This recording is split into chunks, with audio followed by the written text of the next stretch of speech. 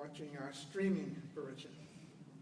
And I'd like to begin with a very quick survey. And I'd like a show of hands. And even those of you who are watching streaming, please show your hands also, because like all Northeastern graduates, we have powers. Now, how many of you have been urged by marketing to buy something? Okay, whether it's car insurance, a pizza, all kinds of things. How many of you have been urged to buy something? Quite a response. How many of you have been urged by marketing not to buy something, but to do something? Like vote for a certain person, or eat more healthy. How many of you have been urged by marketing not to do something, but to not do something? Okay? Like not eating certain foods or not shopping at certain stores. All right, I think we can all see that marketing is not only pervasive, but it has a lot of different uses. And one of those uses is to promote social goals, which just happens to be the subject of today's presentation by Professor Amir Grinston. He's an associate professor of marketing at Northeastern's DeMaury McKim School of Business, where he currently holds the Walsh Professorship. Professor Grinston has a Bachelor of Arts in Economics and Business, an MBA and PhD in marketing from Hebrew University in Jerusalem. Before joining Northeastern, he was a faculty member at Ben-Gurion University, as well as a postdoctorate fellow at the Harvard Business School. He's received several seed money grants for research. One of those resulted in an article that I think we can all relate to, called "To Eat or Not to Eat: Consumption Goal Setting in Promoting Better Food Choice Under Conflicting Information." The professor is a member of the editorial review board of the Journal of Marketing and the Journal of International Marketing, as well as a former associate editor for the European Journal of Marketing.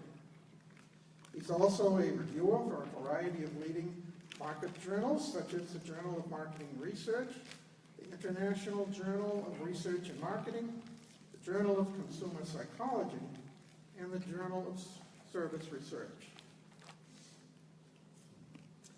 He co-authored a paper that won a Best Paper Award, and the title was "Go Green: Should Environmental Messages Be So Assertive?" Finally, I'd like to conclude my little introduction by noting the professor currently lives in Brookline, nearby, with his wife Yana and their 3 energetic boys, who are their ages? 13, 9, and 6. 13, 9, and 6. Energetic indeed. Well, without further ado, let's give a warm welcome to the professor.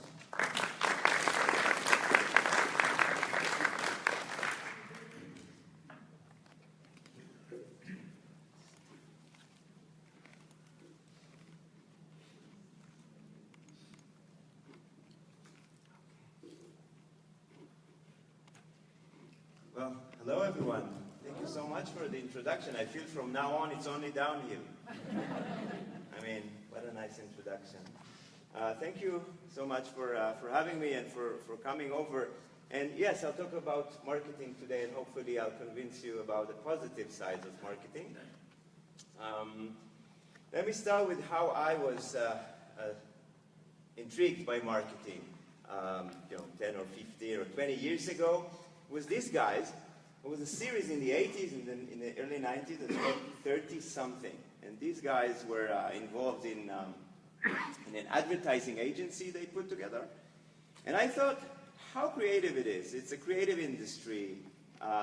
It's about branding. It's about persuading people to behave in different ways. They can also play basketball in the office. I thought, this is really nice. And indeed, I spent 4 entire months in an advertising agency. Took me 4 months to understand this is not the place for me. And I'm better off studying advertising and marketing rather than actually doing it. So I started with this notion of marketing as a creative industry, an industry that is interesting to study. But then I realized after a few years that many people actually have a very negative, I see some people nodding, many of us have a negative perception of the marketing that sells us things we don't need, right? The marketing that promotes overconsumption and is sometimes associated with obesity or pollution or different products that are harmful for society. Even there was an article that says the following: is marketing a dirty word? That was really heartbreaking for me. So I thought to myself, actually, marketing is really powerful, as we can all see. Maybe we can harness the power of marketing for societal goals, for good causes.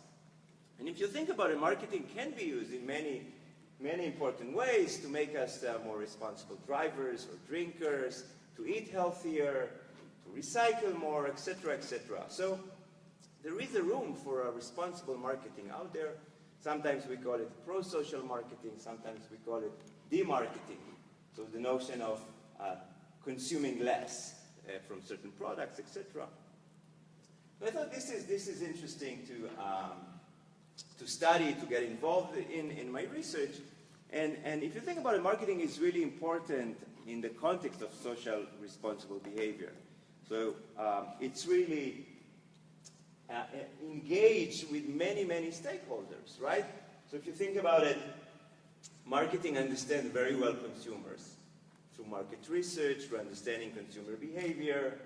Marketing is part of many organizations, non-for-profits or commercial organizations, and also can help public policymakers make better decisions. So marketing is an important dimension, important function that can help the social responsibility front to engage with consumers and to convince us to behave more responsibly, to make better decision-making. At Northeastern, I'm privileged to be engaged in social responsible marketing in several ways. So first of all, in terms of teaching. Before I dive to the research, that would be the main part of the talk. Briefly about the teaching. They allowed me to develop my own new course about marketing and society, where the first part of the class is all about criticizing marketing. It's a lot of fun. And I know that some students, they only picked my class because it fit their schedule very well, right? And they thought it's a marketing elective, let's learn about marketing. And they come to my class and the first 7 classes is all about how marketing is doing bad for society. I love it. Then, however, we flip it and start to talk about, okay, marketing is powerful, it can do some bad, but it can also be can do some good. And we learn a lot about it. So this is marketing and society. In terms of service, there is an institute at Northeastern, at the Moore McKim School of Business, that is engaged in business and sustainability initiatives, and I'm going to take part in leading this institute starting next year. And finally, about my research. So I'm tackling social responsibility from different angles. We're going to talk today about research that tries to understand how communication, how language can be meaningful. I'll refer back to the assertive language paper that you mentioned. I will also talk about visuals, how visuals in marketing communications can play a role. And finally, how redesigning our consumption environment can be helpful. I will do that in different contexts. So recycling and hand hygiene, and also talking about donations and other contexts where healthier eating. And we have time, I'm going to talk about some of the unexpected consequences of pro-social behavior. So our intuition or our instincts is to say, pro-social behavior is good. It should be good, right? So I want to talk a little bit about the unexpected consequences from behaving in a good way. And if we have time, I might talk also about the one study out of a line of work that I'm doing with companies, and it is to study the socially responsible CMO, the Chief Marketing Officer. How many of you have been engaged in marketing through their work? Have been marketing managers or, yeah, so are there socially responsible marketing managers out there? Some yes, some no, not sure. So we'll talk about it. It's a growing field, I think, of interest. So most of my work is with understanding how consumer behavior can be improved, and this single line of work is about companies. So again, if we have time, we'll talk a little bit about that. So let me start with the first part of my research about communication, about slogans. We see a lot of slogans in marketing communication. And first, a type of work that I've conducted with a co-author who's coming from linguistics, she's an expert in linguistics, is to study the prevalence and effectiveness of assertive message. What is assertive message? And by the way, we started to do that because it's very prevalent in pro-social communication. A lot of the communications in the context of smoking or healthy behavior or sustainability are very assertive. Assertive means quit smoking. There's no option for the receiver of the message to consider something else. You have to quit smoking. You have to exercise. You have to do something.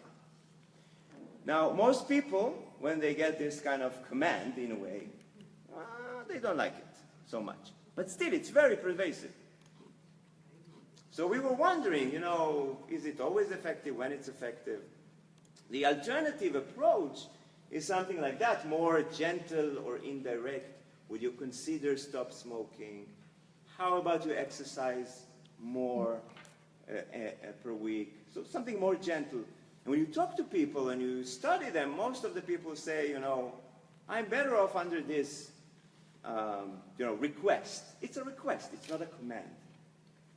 So we were wondering how we can examine this, studying when assertive language that is very much prevalent is actually effective. And we decided to study two types of segments in the population. One is a group of agricultural students that really care. That was in a sustainability context. We wanted to study the role of recycling tendencies among our target audience. So one group was a group of agricultural students. They really care about the environment.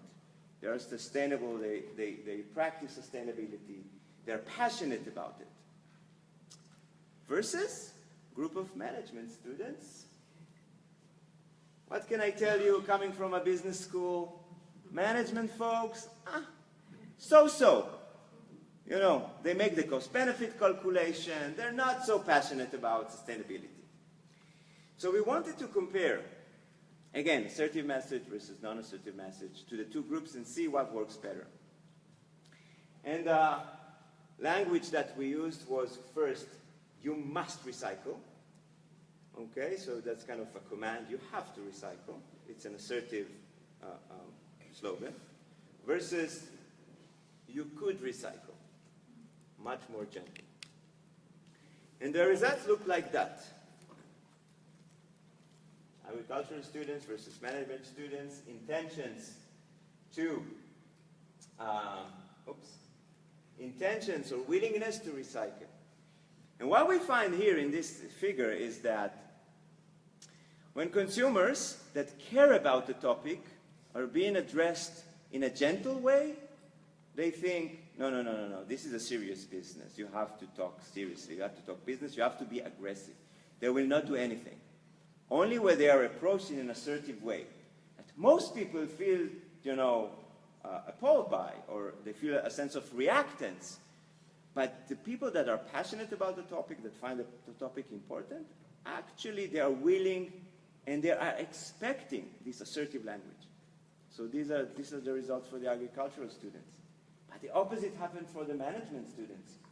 If I shout at them, if I talk aggressively at them, they will back off, say, no, no, no, you don't talk to me like that. We need to think about it. We need to do our calculations. But if I ask gently, you know what? Yeah, we can consider that. It makes sense to us. So assertive language that is often used should actually be directed at the right target audience. So you have to understand who really cares about the topic, and with them try this assertive tone. But for those who are not yet convinced, maybe consider a more delicate message. But so that was kind of the first project we had on assertiveness, but we found another opportunity to study this. How often do you hear the following type of message from your friends, family, or your doctor, or another expert you're meeting? Something like, hey, you lost some weight since the last time I saw you. You are doing great, carry on. So this is kind of one type of, in a way, praise. You know, you're doing great in what you're trying to achieve. On the other hand, how many times do you hear this? Hey, you gained some weight since the last time I saw you. You need to get back in shape, right? So, but you hear both of them. Maybe the second one more, but we are. This is how we are, people. But usually there are situations where you praise other people, and there are situations where you are, in a way, scolding other people. So the question was for us, okay, praising and scolding, is it effective? It's not clear. There's a lot of research about if it's more effective to praise others. Does it motivate them to do more? Not so sure. Does scolding them make them more motivated? Also not sure. So the literature is kind of split. So we thought, how about we integrate to this question, this open question, this notion of assertiveness. So maybe praising and non-assertive language, or praising with assertive language, would be especially effective. We wanted to study this. And we study as a context the issue of hand hygiene. Super important. I will not share with you data about the degree to which our doctors are using soap when they're washing their hands, because it will scare us away from hospitals. But it's a big problem among doctors and, of course, in the developing world. So hand hygiene is an important context to study. So what we do, my collaborator used to work at Michigan State University. So we decided to collaborate with the facilities people there. And we decided to run a study in the restrooms at the university. So what do you do to make a similar reference point across all restrooms? You make sure with the facility folks that they put soap in the soap cartridges to be full across all restrooms. And then we can measure through different messages that we put in the restrooms how people react. You know, what makes them more motivated to use soaps. So we had 4 messages. One would be praising, but using an assertive language. One would be scolding, but using an assertive language. These are the examples. Then we'll have praising, but more gentle language, and scolding with gentle language. So 4 options that we put on different restrooms on campus, and we made sure it's different buildings, and both for females and males. And we also had a control. So a restroom we didn't do anything in, right? It looks like this. 5 conditions overall. That was an experiment in a way, a field study that we conducted. So we made sure all the soap levels are the same across all the restrooms. And in the first week, we just measured how people use soap in the restroom. That was kind of the level, the point of departure for the experiment in terms of the soap usage. And then in the next week, we put the signs, except for the control conditions where we didn't put the signs. And it looked like that, so no big difference, no big difference, no big difference in these 3 conditions. But the 2 conditions that were extremely more powerful and effective were these one. So if you praise somebody, you have to add something of assertiveness into it. So it's kind of a mix of communication styles. If you're scolding somebody, don't also be assertive. It's too much. You have to also add this gentleness into it. So the mix of combination, of messages was the most effective. Now you can make it hard on me and ask me, so what happened a week later? Did it prevail, this type of, well, it was short term.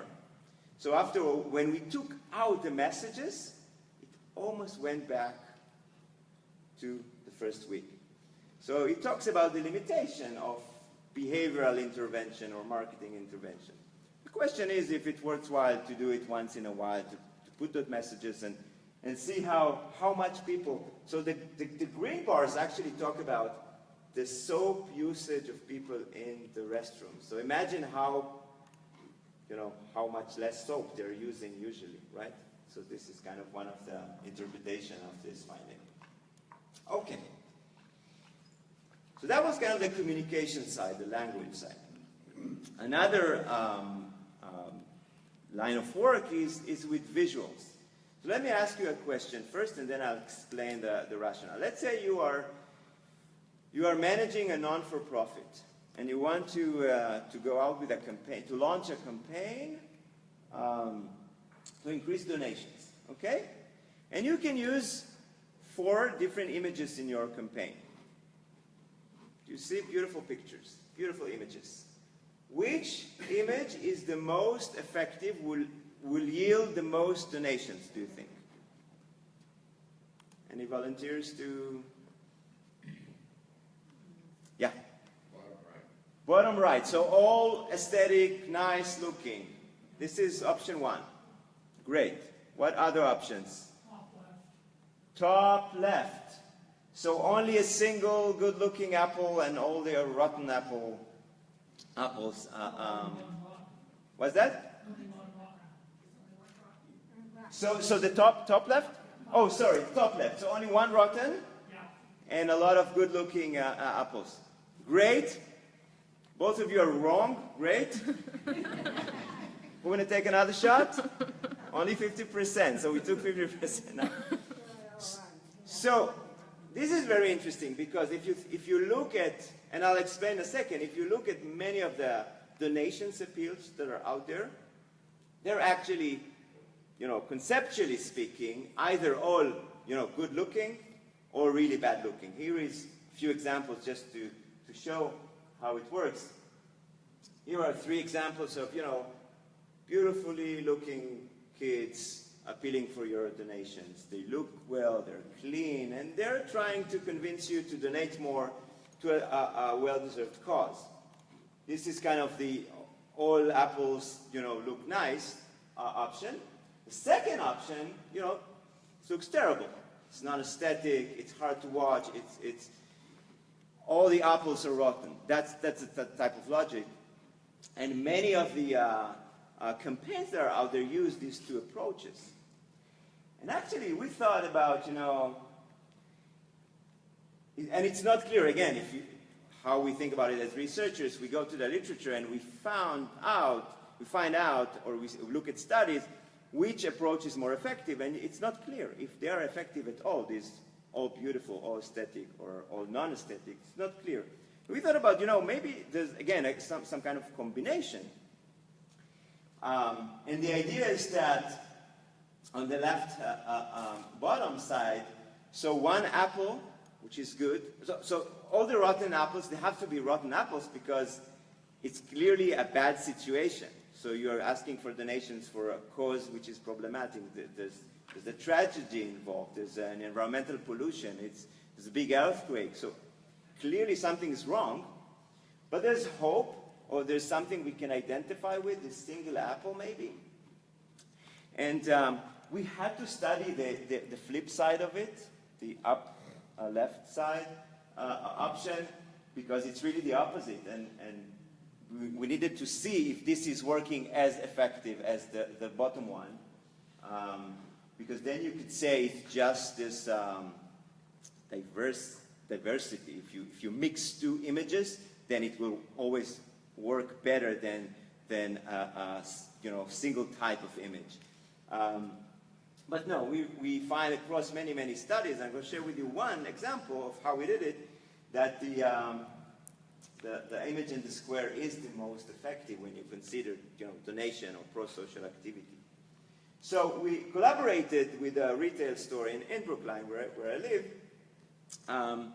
and with a non-for-profit to have their donation boxes at the counters. And what we manipulated was the image on the donation box. Now in this case, we just ran two options, because a lot of the intuition is that if it's all looking good, then people will react positively to that if it's all aesthetic. So that was a non-for-profit for families in need. 5 cups, just nicely painted, clean, looking good, versus, look at the small change, right?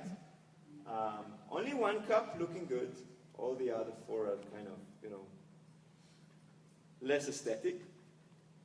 And by all means, we measured the number of donations, the dollar donations, after a week time in that store, and it was by far more donations with one good-looking cup. And it's funny, think about cups. People will not relate to apples or to cups.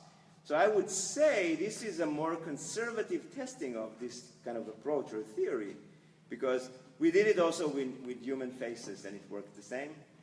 But it's harder with human faces because there's all these stereotypes, right? This is beautiful, this is not beautiful. Who am I, who are you to say this is beautiful or not? With cups or apples, it's clear. So that was the kind of the visual side of the story. Finally, we thought about, let's not only study marketing communication, let's study the marketing environment, the consumption environment where people make decisions. And one clear set of decisions is with respect to what we choose to eat. Specifically, the role of the serving dish that we use, the heaviness of the serving dish that we use. So think about it, we make a lot of food choices with serving dishes in a buffet, at a party, even at home, or when we're shopping, we carry bags. There's always some weight engaged in this. But it's not at all clear, it has not been studied before, how the serving dish, the weight of the serving dish is likely to influence our choice. Would it make it more responsible if it's a heavy plate? Or a heavy tray? Or would it make it less responsible? Do we take more food on the plate when it's heavy, or less food? Do you have any intuition? If you're on a buffet, you have a tray. One is a heavy tray, one is a light tray. Which type of tray would likely to make you make better food choices? Heavy tray will make us make better choices. What is your intuition?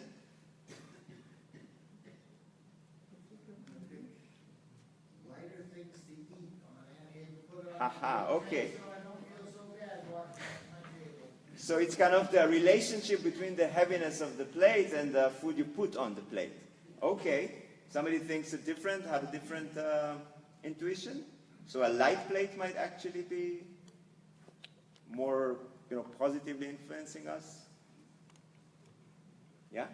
I would think a lighter plate would encourage people to put more on the plate because they're going for a certain heft in the total.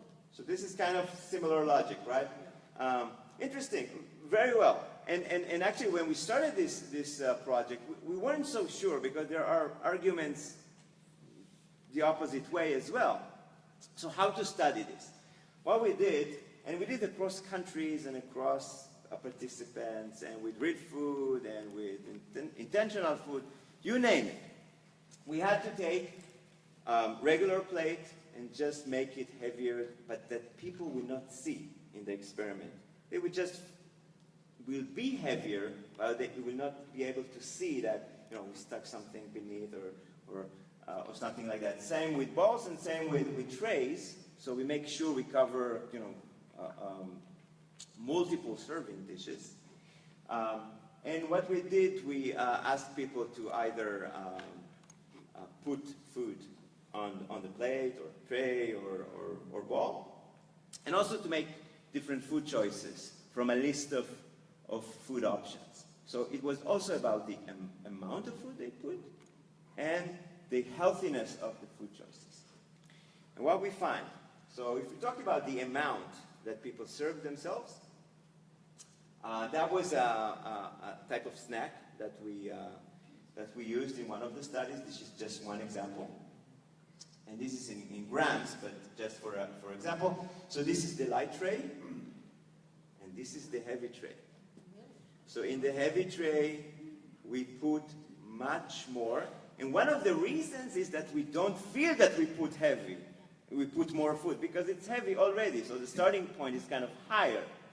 However, in a light tray or a light plate, you clearly identify that this is that you put the food on the plate. And interestingly, the same with healthy or less healthy choices. What we find, light plate, heavy plate, in another studies, we had 7 options of food. Some of them were healthy, some of them were not healthy. And on average, how many of the less healthy choices people took into their plate, and they had to eat it later.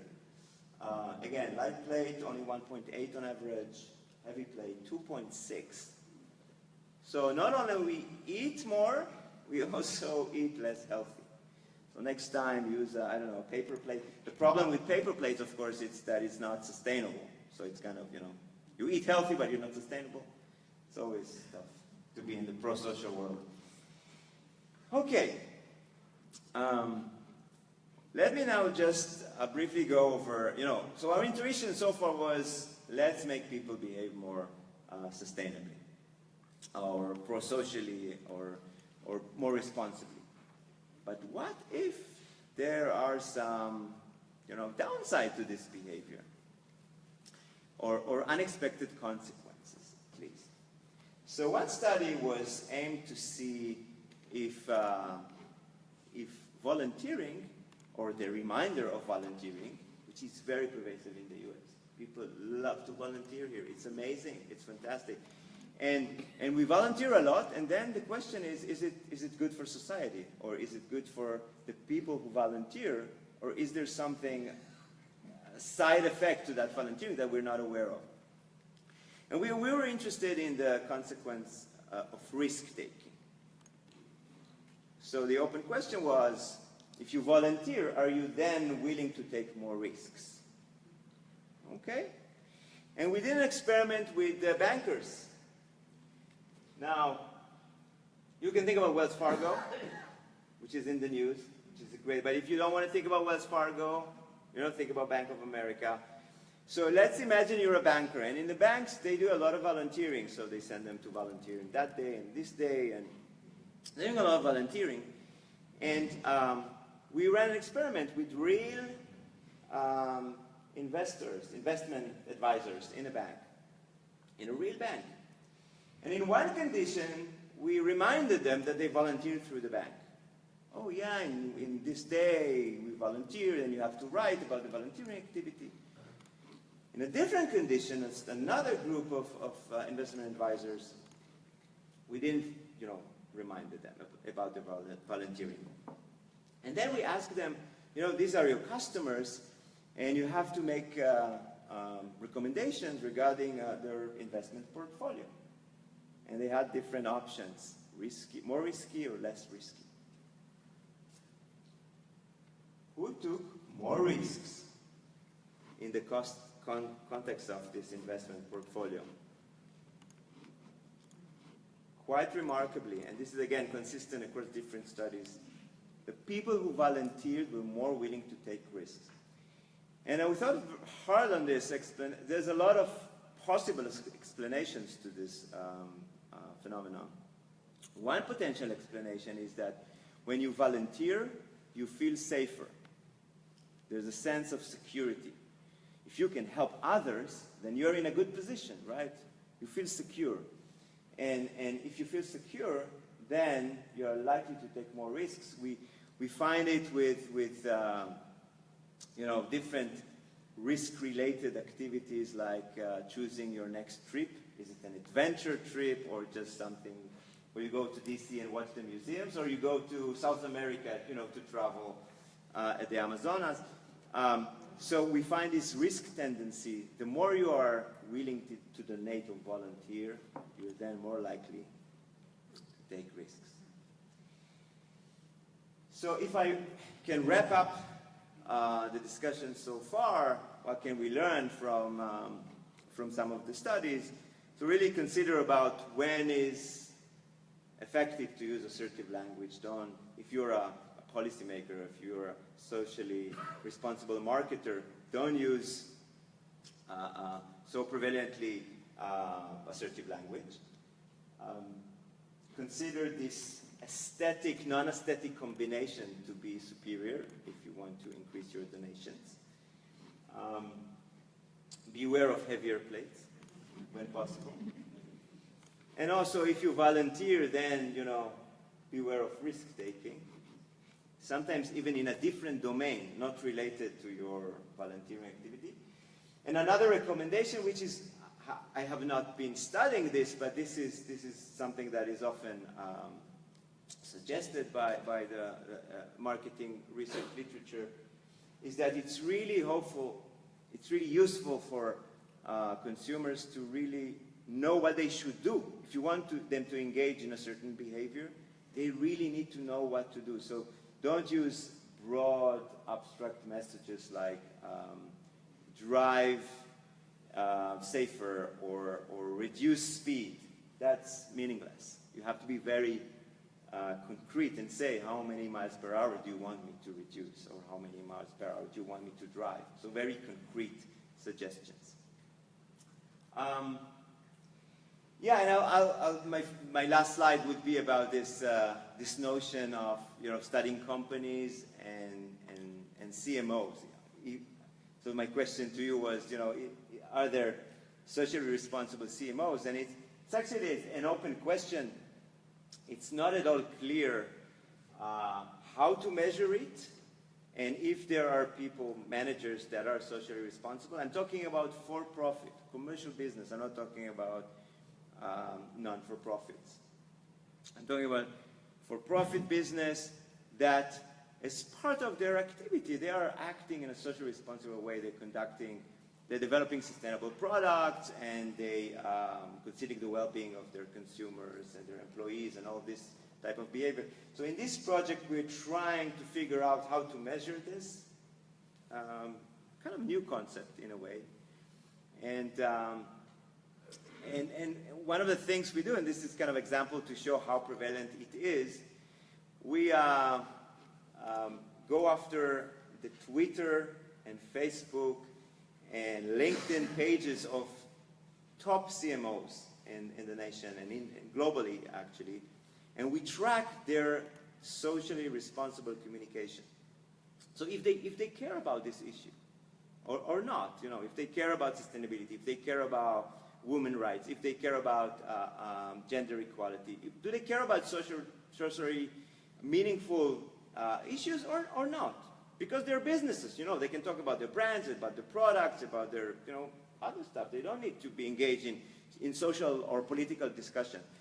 And what we find is this is indeed, there are very, very few, still less than 10% of CMOs that really, really care about this.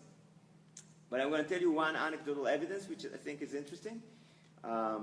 During the presidential election, we saw an amazing spike in discussion of political and social issues from managers across the board, from business people that you would never imagine that they will talk about these issues. Again, it's not their business, right? Talking about immigration, talking about gender equality, talking about a lot of political and social issues that were triggered by the political discourse. And that was fascinating to see how business can be engaged by and intrigued by the social environment. And we'll continue to study if those CMOs, those chief marketing officers that care about the environment, that care about the social surrounding, etc., are they beneficial for their companies? Do they contribute more to performance in their companies or not necessarily? This is kind of open questions we're now studying. And open for Q&A. We're Thank you. certainly open for questions.